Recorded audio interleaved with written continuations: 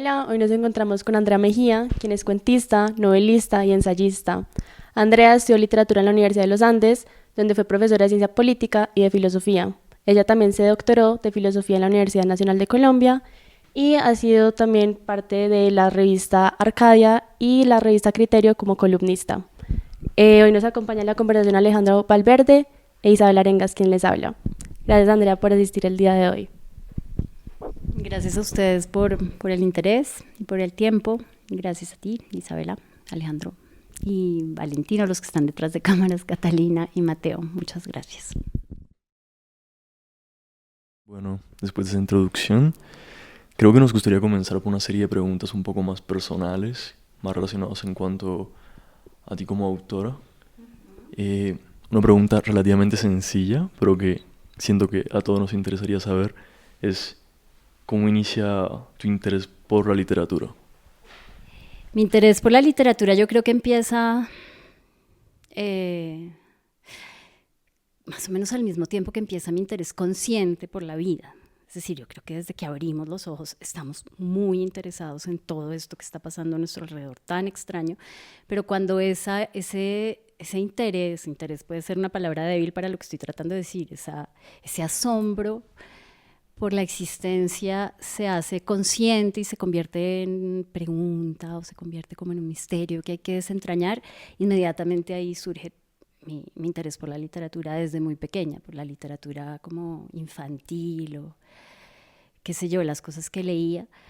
Y, y creo que la literatura verdadera es una manifestación muy potente de la vida, entonces es un buen lugar como para desentrañar sus misterios.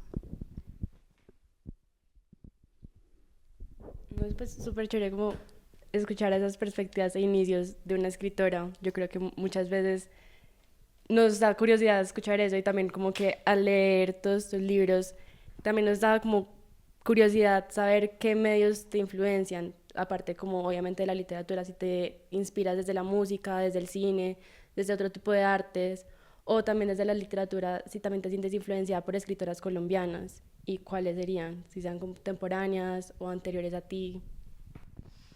Bueno, la primera pregunta, si hay medios o modos de expresión que me hayan influido directamente en la escritura, no estoy muy segura. Es decir, mi principal alimento, además de la vida, que es de lo que realmente escribimos, la literatura ha sido como mi fuente. También la filosofía, mucho.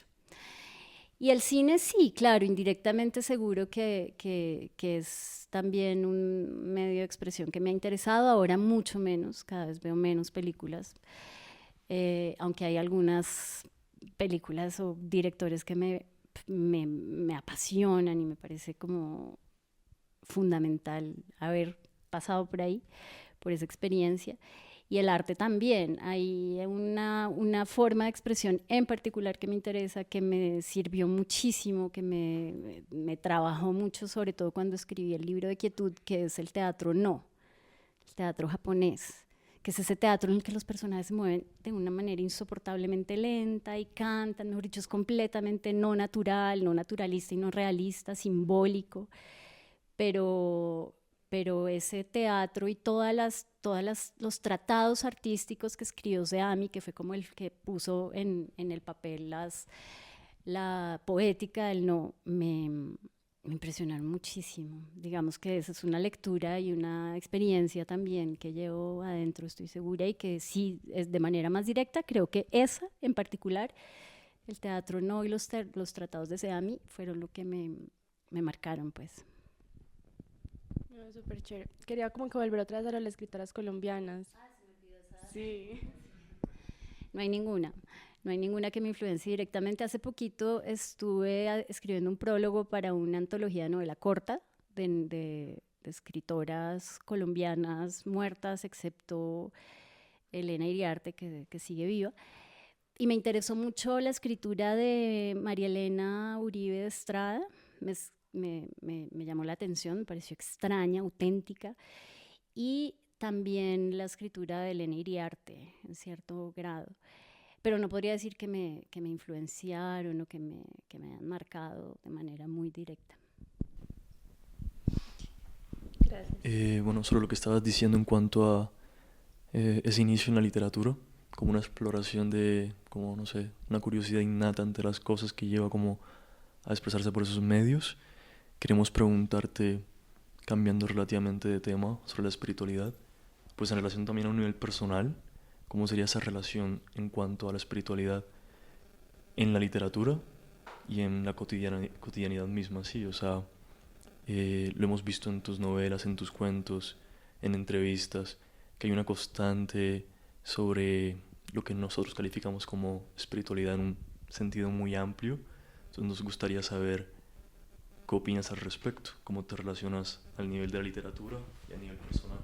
Bueno, muchas gracias por la pregunta. Yo creo que espiritual y espiritualidad son palabras muy vacías, pues tienen tanto significado que no tienen ninguno.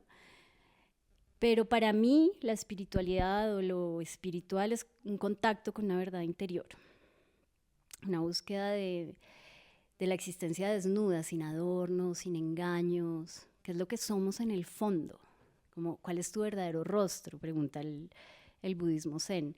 Y eso para mí no solo es importante, sino que es lo más importante. También creo que la espiritualidad, si la llamamos así, es un camino para un proceso para liberarnos del sufrimiento a través del sufrimiento, porque el sufrimiento, si estamos en la vida, no lo vamos a evitar nunca. Y es Él el que nos va a liberar. Para liberarnos de la ilusión a través de la ilusión, como en el corazón de la ilusión, en vez de creer que nos podemos liberar de ella, estar de manera muy consciente.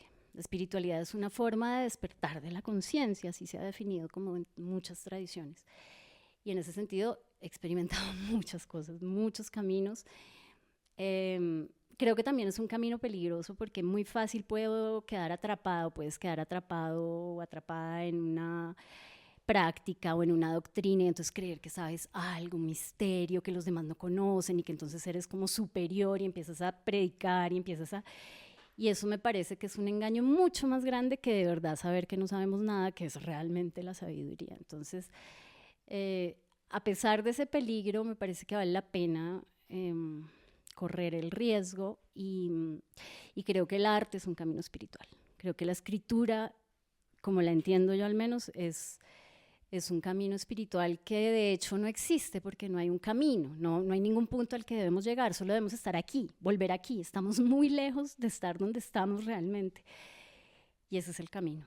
Ese es el camino que se disuelve, que no existe, que no tiene ninguna doctrina, que no se llama de ningún modo, pero que es por lo que existimos, yo creo. No, pues me parece muy interesante como esa perspectiva tuya, como de la espiritualidad, como esa conciencia, como del mismo ser y como de lo que nos rodea. Y como en cuanto a eso te quería preguntar como también sobre la naturaleza y los animales, que creo que está un poco conectado con esa conciencia del ser humano, con su entorno y sentirse uno mismo. Y con eso como que nos da como ese tipo como de inquietud sobre la aparición constante que están en tus cuentos y en tus novelas sobre la naturaleza, obviamente la presencia que siempre está, y la aparición de los animales, porque siempre es como que en cada cuentico hay un animal como que nos devuelve el foco o nos roba la atención. Entonces, ¿por qué hay tantos o cuál es de importancia que le otorgas en tu literatura, en tu escritura?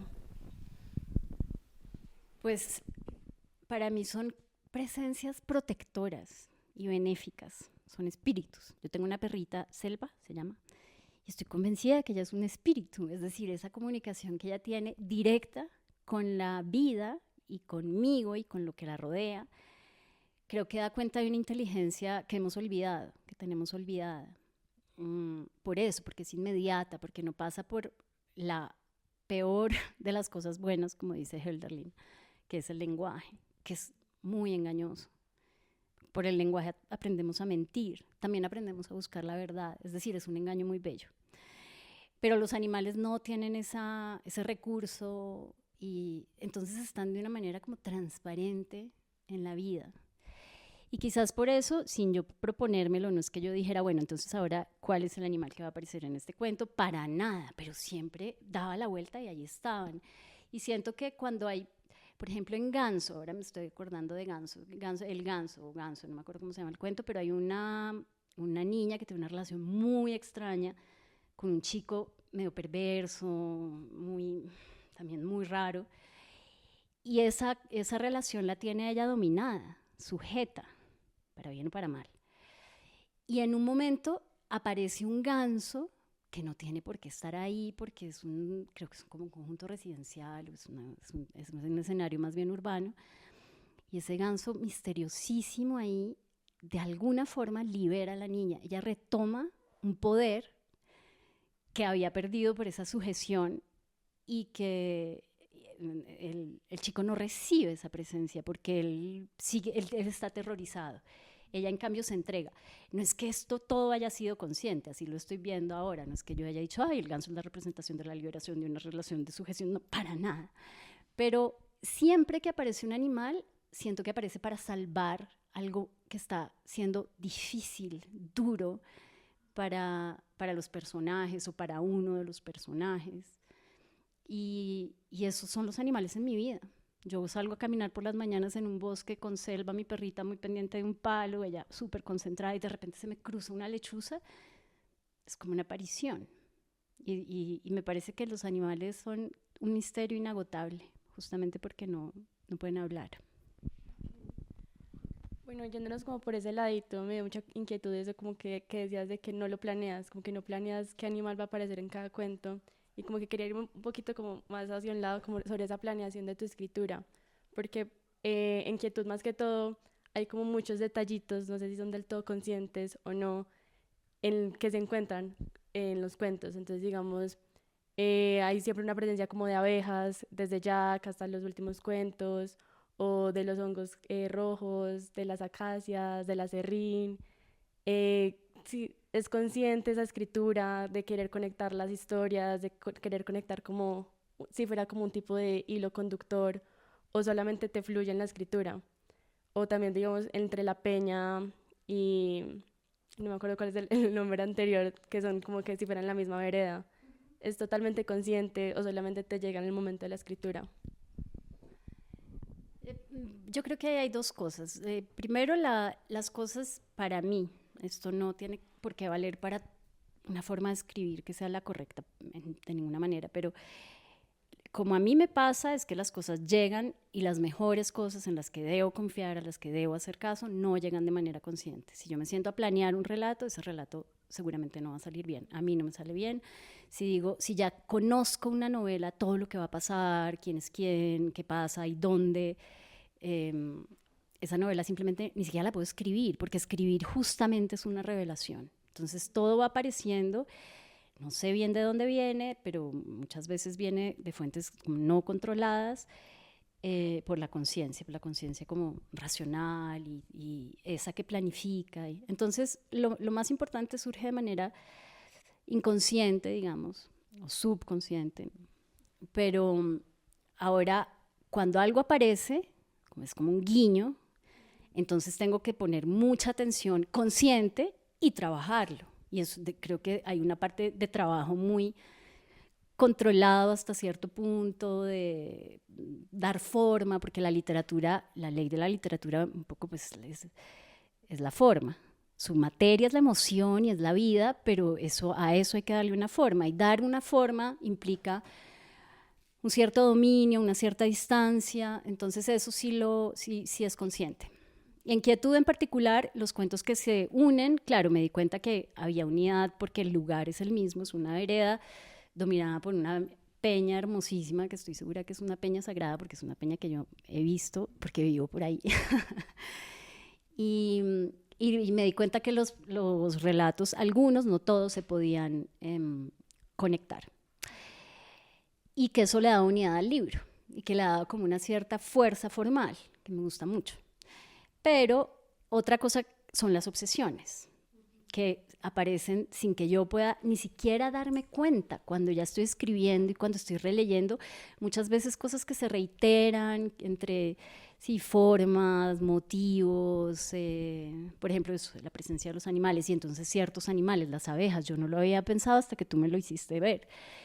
Entonces, una cosa son como las ocurrencias inconscientes que se trabajan de manera consciente y otra cosa son las obsesiones que cada uno tiene adentro y que van saliendo de manera no controlada y incluso a veces pasan desapercibidas.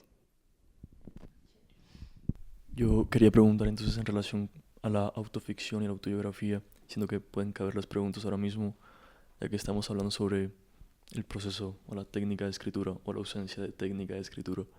En este caso, cuando hablamos sobre ciertas obsesiones o ciertas constantes, podría decirse también que hay una revelación de sí mismo inconscientemente en lo que se escribe.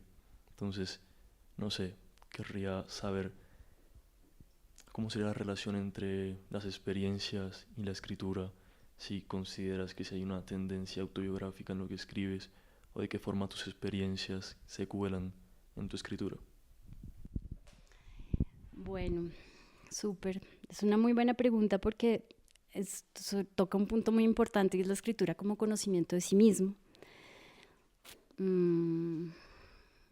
Y bueno, creo que si antes dije que lo más importante es conocer eso que somos, pero eso que somos en el fondo, no los adornos de la existencia ni las categorías en las que nos hemos situado de manera voluntaria o no voluntaria, sino algo que está antes de la identidad. Entonces, la escritura de autoficción, como se entiende ahora, que además se puso muy de moda con Carrère, que me leí todos sus libros, ¿sabes? Me los devoré. El de yoga y El adversario, no sé si lo han leído, pero tiene libros muy buenos, muy absorbentes. Escritura del yo. O antes, eso no se lo inventó él. Eso es lo que hacía Agustín en las Confesiones. Pero Agustín tenía un yo muy atravesado por algo muy amplio, que es lo que él llama Dios o la divinidad. Entonces, bueno, ahí hay otra exploración distinta, ¿no? Una cosa es investigar quién es este yo con una biografía tan restricta y limitada, y otra cosa es preguntarse, como el monje budista, quién era yo antes de que mis padres nacieran, que es una pregunta mucho más difícil de responder. Entonces, me interesa la escritura en ese segundo sentido de conocernos a nosotros mismos, como no conocer nuestra vida, nuestros recuerdos, nuestras vivencias, reiterarlas y exhibir ante el mundo una identidad definida, que puede ser lo que busca la autoficción, sino ese conocimiento de la existencia en su vastedad y en su carácter casi que indecible, pero entonces tratar de acercarnos a ese misterio a través del lenguaje me parece que es como lo que hace muy, muy apasionante también el hecho de escribir o de intentar escribir al menos. Pero no creo que sea muy diferente, para responder de manera como más puntual. En mi caso, si eso que cuento me ocurrió a mí, o le ocurrió a otros, o son puras invenciones, o son sueños, porque es la vida pasando a través de mí. Y de eso creo que se trata de escribir. La verdadera escritura es dejar que la vida pase a través de ti. Entonces no importa a quién le ocurre, si es verdad, si no es verdad. Por eso incluso la ficción me parece un término que no es del todo.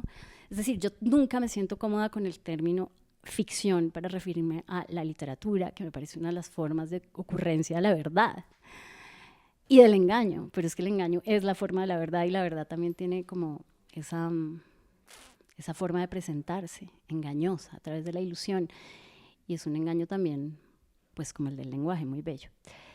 No sé si me extendí mucho y muchas vueltas y si respondí a tu pregunta, pero autoficción es un término que a mí no me dice absolutamente nada, me parece que es una moda. Sí, eso.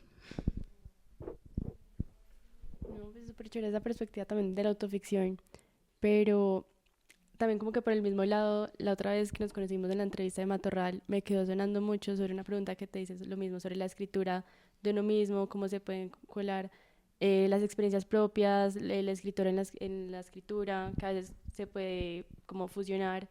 Y me quedó sonando mucho algo que decías, que es cuando uno se muestra, más oculto está y nadie va a descifrar tu misterio nunca. Y no sé, me quedó sonando mucho como eso, como es eso entre mostrarse y esconderse a la vez. Entonces me gustaría que si nos podrías contar un poquito más de esa perspectiva tuya. Sí, bueno, es una intuición que tengo, y es que cuando yo digo, te digo, les digo, aquí estoy yo, pueden estar seguros que los estoy engañando y que me estoy engañando para empezar a mí misma. Porque nunca somos eso que se puede mostrar. porque esos son solo máscaras o apariencias que tomamos. Pero ¿quién eres tú? ¿Quién soy yo? ¿Quién puede responder esa pregunta?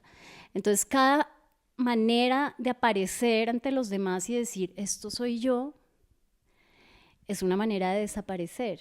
Y lo que me parece realmente maravilloso, y eso creo que conecta con tu pregunta de la autoficción, de si escribir es conocerse a sí mismo, escribir es una forma de convertirse en nadie, no en alguien muy puntual, con unas obsesiones, con unos horarios, con una particular, no sé, con un género, con unas tendencias sexuales, lo que sea, sino lo que me parece de verdad interesante en la escritura es llegar a desaparecer, porque si no eres nadie, eres todo, todos, cualquiera, puede ser cualquiera, y alcanzar esa voz es lo que le pasa como a la más alta poesía, es lo que pasa como en el teatro griego, es que todas las voces se juntan en una especie de vacío de la persona, que puede ser cualquier persona, y que le puede hablar a cualquiera, entonces eso me parece mucho más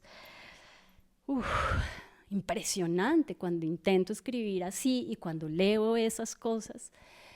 Entonces creo que sí, creo que entre uno más muestra, es porque más está ocultando, y entre más esté oculto, más cosas se revelan verdaderas. Sí, yo tengo una pregunta que de pronto se escapa un poco del tema de la autoficción y la autobiografía y vuelve a lo que estábamos hablando en cuanto a la naturaleza. Es que me parece fundamental o muy diciente esto de la vida pasando sencillamente por pasar, y cómo eso se puede reflejar en la escritura, más allá como una identidad, una individualidad, más que todo como estar conectado a ese influjo de la vida misma. Es muy constante la naturaleza, el campo, los animales, y yo sé que tú vives en Choachí, vives en un lugar rural donde estás en constante contacto con todos estos ambientes, y mi pregunta va por ese camino de la literatura entonces se ve influenciada en tu caso por esos temas debido a que tú has desarrollado una relación personal por el ambiente en el que estás, casi que por una suerte de encuentro con la naturaleza diaria. ¿Eso ha cambiado la relación que tienes con ese entorno? O sea, ¿es una cuestión de vivencia, es una cuestión de vivir en esa cotidianidad? ¿O es una búsqueda personal que ya viene quizá desde un plano más intelectual? ¿O es algo totalmente sensorial, espiritual? No sé, tal vez eso no lo sé, eso no puedo responder a eso, porque a lo mejor me fui a vivir al lugar en el que vivo, que no solo es como rural, sino que por suerte es realmente agreste, es como una naturaleza en un estado muy, a veces asustador, el viento como suena, la lluvia que no cesa, bueno, la niebla, las montañas, es muy impresionante, no es una naturaleza del todo apacible, pero es una naturaleza muy abierta. Entonces sí, seguro que eso me ha cambiado también la forma en que vivo, no solo la forma en la que escribo, es que escribir es como simplemente una forma más de vivir. Pero siempre que me preguntan por la naturaleza, tiendo a decir lo mismo, porque pues sinceramente creo que es así, es que la naturaleza no es algo con lo que nos relacionamos o no, sino que estamos en ella y somos naturaleza. Tu cuerpo es 100% naturaleza, hecho de células, de tejidos, tiene esa semilla que es la semilla de la naturaleza orgánica, que es la molécula del ADN, que es tan enigmática y perfecta. Y entonces, eso, los latidos de tu corazón, tu respiración, tus ojos, tu memoria, es naturaleza. Ahora, los seres humanos este espacio en el que estamos es natural. Esa distinción que hicimos entre naturaleza y técnica, o naturaleza y artificio, o naturaleza y cultura, es una distinción muy arrogante, porque pone al mismo nivel la construcción de los seres humanos, que es una especie entre miles de especies que hay en el planeta, y el resto de la existencia, es decir, todo el cosmos, desde el Big Bang y antes, el vacío. Eso es la naturaleza. Entonces, Es tan pequeña la porción de la construcción de esta especie, como la termitera que construyó su termita, el hormiguero que hizo las hormigas que hicieron este enorme palacio sobre sus cabezas. Algo así hicimos los seres humanos y creímos que la ciudad es lo opuesto a la naturaleza, pero cada ladrillo es naturaleza, la luz, el aire, la lluvia. Bueno. Entonces, lo que quizás he hecho consciente es como la disolución de esa dicotomía o de esa como ruptura que tanto daño nos ha hecho también, y la conciencia de que la naturaleza está en mí. Cuando me quedo dormida yo oigo el sonido de mi corazón. Entonces creo que esa es como la relación que tengo con la naturaleza, es de adoración. Yo creo que todas las culturas han personificado a la naturaleza como una divinidad, y ahí, por ejemplo, en los griegos era Deméter, o Spinoza también llama Dios a lo que realmente nosotros podríamos llamar naturaleza. Entonces, creo que mi relación con la naturaleza es de adoración, esa es la pura verdad. No es de, ay, qué belleza este paisaje, o me va a inspirar esta nube para escribir un relato etéreo, sino que es de obediencia, como se le obedece a la divinidad. Y en ese sentido no hago nada más que estar aquí obedeciendo lo que soy, lo que eres tú, lo que somos. Eso es lo que estamos. Andrea, pues qué bonito como esa adoración hacia la naturaleza, qué bonito escuchar esas perspectivas, pero quiero como proponer que nos vayamos por otro lado hacia la conversación, hacia más los sueños y las experiencias oníricas. Veníamos hablando mucho como las experiencias vividas, cómo relatamos en la escritura también lo que vivimos, forma consciente, forma inconsciente, pero quiero que también nos cuentes un poquito qué relación crees que hay entre relatar esas mismas experiencias vividas como plano real o lo que creemos que es real y las experiencias oníricas, o cómo también tú lo traes desde tus propios sueños a la escritura. Bueno, pues ahí como en todo no hay ninguna regla ni verdad, ni decir que los sueños son una fuente más fecunda que la experiencia de la vigilia. No creo. Yo bueno, una de las lecturas que más también me han marcado muchísimo es los Upanishads, que es un conjunto de textos y enseñanzas hinduistas, y allí determinan que hay tres tipos de existencia de la conciencia, tres formas de la conciencia: la vigilia, el sueño en el que tenemos sueños, y el sueño profundo, en el que desaparecemos, ya no estamos, no tenemos ningún tipo de imagen ni de representación, nada. El negro, la muerte, el mar. Y creo que cualquiera de esas tres formas, incluso como la imaginación de esa quietud absoluta en la muerte, puede ser una fuente para la escritura, para la creación.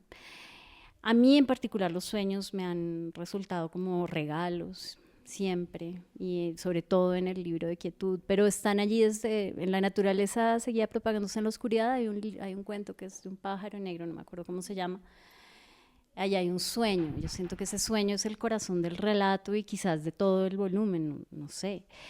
O La carretera será un final terrible, que es mi primera novela, empieza con un sueño muy oscuro, y creo que esa novela toda es un sueño muy oscuro que termina inundado por la luz de las estrellas. En Antes de que el mar cierre los caminos hay sueños que guían a Irene en ese viaje que decide emprender hacia el mar. Entonces siempre han estado allí. Entonces, en Quietud quizás fueron mi fuente principal, los sueños, como contaba también en esa entrevista en la que tú estuviste. Y sí, yo creo que el sueño es una segunda vida, escribía Nerval, y a veces es una primera, a veces es como una fuente más fecunda y prolífica de extrañamiento, nos devuelve esa extrañeza que perdemos en la vigilia porque estamos dormidos en la vigilia y en cambio estamos despiertos en el sueño, de alguna forma. Entonces, siempre me han interesado mucho los sueños como fuente. Tenemos una pregunta relacionada con los sueños, pero en cuanto a técnica. Realmente sabemos que los sueños son pues muy caóticos de por sí, y sabemos que tú anotas los sueños, pero nos interesa saber cómo sería la traducción de ese plano onírico a la escritura misma. ¿Cómo es en esencia, transcribir lo soñado de alguna forma?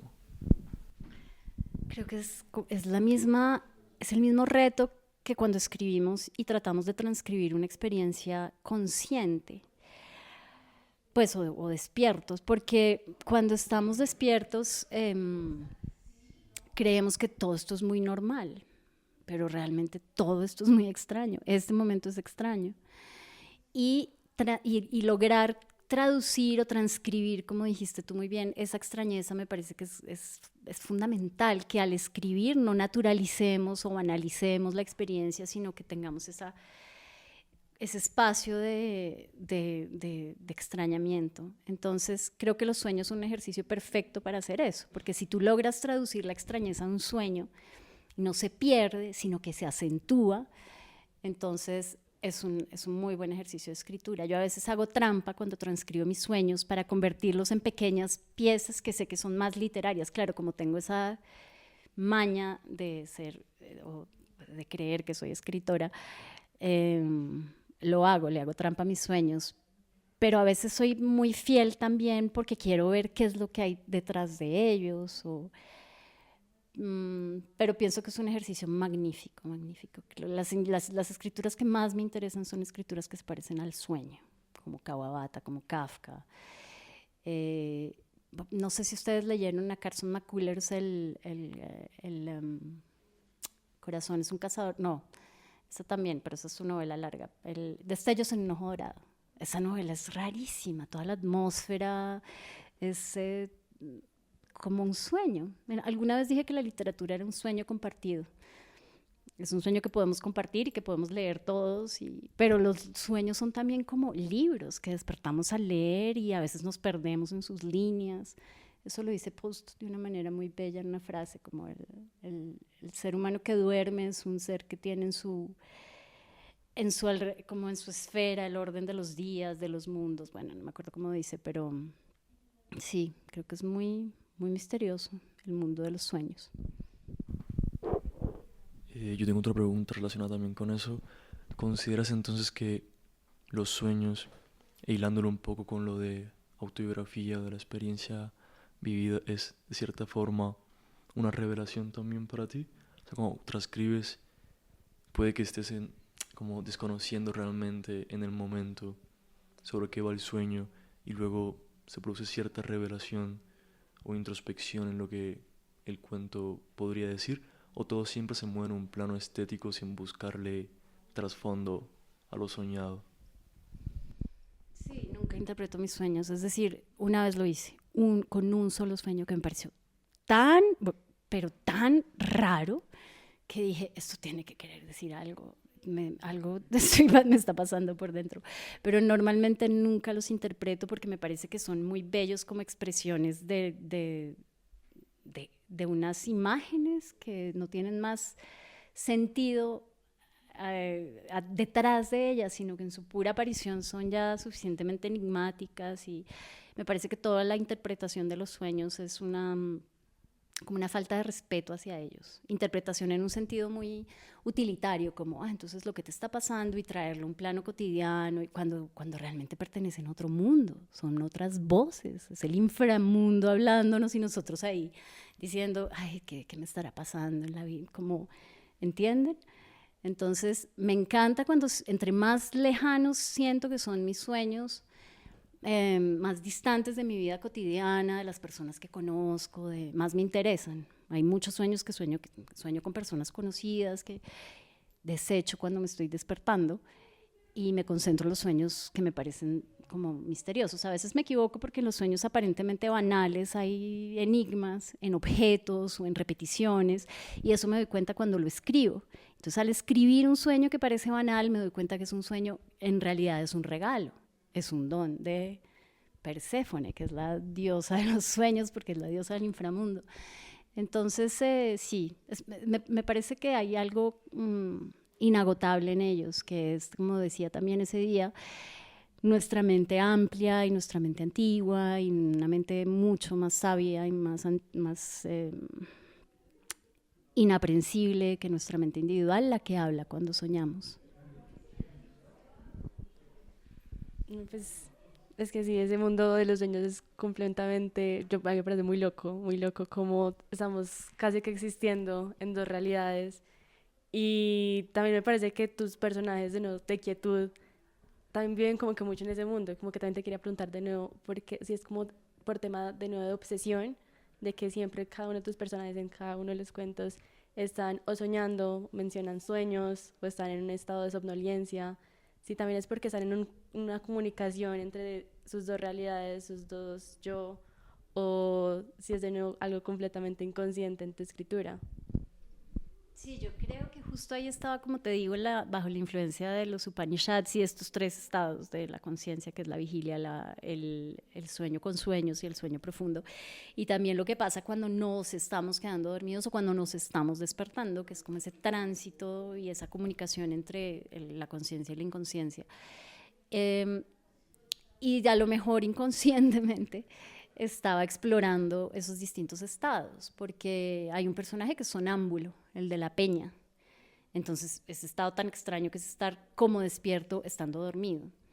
O hay la narradora del el ganso se está, no, sí, es del ganso, se está quedando dormida con una bombilla y además está como narcotizada porque se está tomando una botella de vino, entonces es otro tipo como de somnolencia, de no conciencia. Bueno, el estado mental de los personajes, de las dos mujeres en el vestido rojo es un estado mental muy extraño. Es decir, ese cuento viene directamente de los sueños, del mundo de los sueños. Es una cosa de verdad muy rara. Y bueno, ahora no recuerdo más, pero es verdad, y hay personajes que están completamente despiertos, como la traductora de griego, en fin, pero creo que sí estaba intentando explorar esos estados como estados narrativos. ¿Qué pasa cuando cuentas tú algo desde la somnolencia o desde el sueño profundo o desde la vigilia más consciente? Sí, pues con eso que mencionabas del ganso me hiciste recordar la infancia, que tratas también mucho los temas de la infancia y mucho más pues, puntualizado en el ganso, en esa exploración que hay desde la infancia de los sentidos, el autodescubrimiento y también del descubrimiento como del erotismo. Yo creo que pues vivimos un erotismo también desde la infancia. Te quería preguntar como que si tienes una fijación específica respecto a ese tema, hacia ese tema del erotismo desde la infancia, de la conciencia, de los sentidos desde temprana edad, porque pues como te digo, se repite en eso, en el ganso, también en el Jack, en el cuento de Jack vemos que también hay como un poquito de un tono como de, sí, como de insinuación de erótica hacia la atracción de la niña por el perro. Sí. Sí, bueno, lo primero es como el estado de la infancia, como un estado de, como tú muy bien lo dices, de alerta sensorial. Estamos muy despiertos, muy despiertos y tenemos un contacto muy directo con la realidad porque es un contacto que pasa básicamente por nuestros sentidos. Por eso creo que tenemos los recuerdos de la infancia tan vivos, mientras que lo que hicimos ayer puede que ya lo hayamos olvidado, porque nuestra existencia es cada vez más automática y cada vez más mediada por los conceptos y en ese sentido estamos cada vez más separados de la realidad. Mientras que en la infancia estamos muy en contacto con ella, bueno, de la realidad nunca nos podemos separar porque siempre estamos en ella, pero estamos de manera muy presentes. El tiempo de la infancia es el presente. Y eso me interesa muchísimo, como estado meditativo, como uno de los caminos espirituales también más reconocidos y practicados desde hace siglos, es los sentidos como recuperación de la realidad. Entonces, estar plenamente ahí me parece que es algo que los niños hacen muy bien, son maestros del Zen. Y eso por ese lado. También porque me parece que pues, lo que a mí me fascina en literatura es como lo visible, lo que se puede tocar, no lo invisible, no los discursos abstractos sobre la psicología de los personajes, ni explicaciones, sino lo que vemos, lo que tocamos, lo que sentimos. Y eso me parece que en el estado de la infancia está muy desarrollado y es muy agudo. Entonces siempre termino volviendo a la infancia sin quererlo. Y lo del erotismo, pues yo creo que el erotismo, el deseo es una forma tan extraña, pues tan potente de energía que no es que me interese, sino que me atraviesa como a cualquier ser vivo o a muchos seres vivos. Y, y tal vez, no sé, ahora que lo dices, tal vez porque me fascina, siempre me ha marcado mucho la tradición japonesa, y en ella las representaciones del erotismo no son nada convencionales, no es ni una representación convencional ni un erotismo convencional el que se está intentando representar. Son imágenes del deseo muy enrarecidas. Y eso me interesa más que representaciones convencionales de una sexualidad o de un erotismo convencional. Con eso de la infancia, yo creo que pues a través de la vida uno va cambiando mucho la perspectiva como de la infancia, porque uno primero la percibe como desde el individuo, desde como yo fui niña y ahora que estoy creciendo, pero al convertirse en madre, en padre, crees que cambia mucho esa perspectiva, en cómo ya te estás relacionando ahora con un niño que está completamente relacionado a ti. Pues, por lo que me contabas que tienes una hija y también porque en tus cuentos desde la naturaleza se percibe mucho esa relación madre-hija o también ahorita en Quietud en la novela del mar, que también está esa relación del padre y el hijo, la hija ausente y el padre que no come, el padre que se entristece. ¿Cómo es esa perspectiva tuya que ha cambiado a través de los años con la relación entre un infante ajeno a ti o relacionado a ti? Sí, no sé si Amalia, mi hija, sea ajena a mí porque ella dice una cosa divina. Ella dice que somos una misma persona que se separó para amarse. Y en verdad eso es lo que pasa. Es decir, antes Amalia no era una persona separada de mí. Cuando se gestó dentro mío, y eso es una relación muy potente. Es decir, creo que si hay una relación que es poderosa, es esa. Pero en general todos los lazos filiales seguramente están en lo que escribo y vuelven y vuelven y vuelven porque son lazos también muy intensos, es una forma de amor.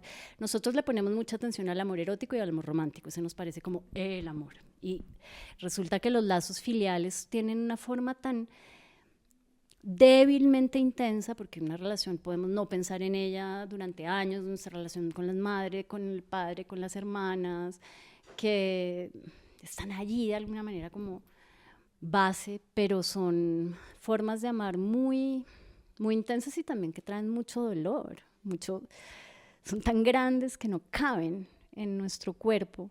Y eso es lo que me interesa, como ese desbordamiento de las relaciones en general, las relaciones con todo nuestras relaciones tan desmesurada con la naturaleza, entendida pues como ese objeto que está frente a nosotros, ese árbol, ese pájaro, lo que dije que no era la naturaleza, pero entendida así en sentido más convencional, y con nuestros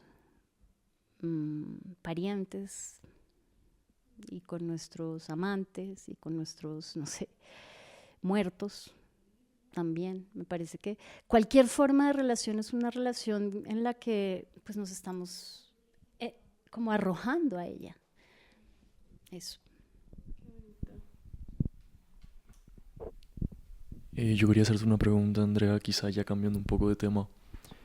A mí me da la impresión que tú has dicho constantemente sobre admiración como el papel del escritor en cuanto a observador de la naturaleza, también de los sueños, pero una especie de comunicación como sin intermediario, sin juzgar, sin haber como, no sé, una especie de voluntad por parte del escritor, pero nosotros vemos en tus cuentos que quizá hay una presencia constante del proletariado urbano o de el campesinado, de distintas clases sociales.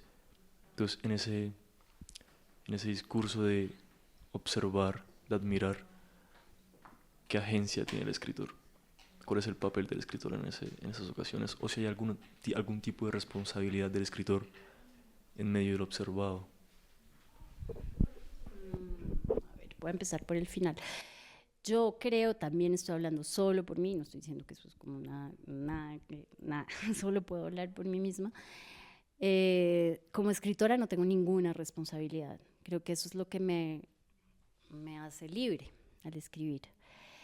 Libre pero obedeciendo a eso que decía, obedeciendo a esa extraña fuerza que me llevó a escribir, o obedeciendo a esa adoración frente a la naturaleza.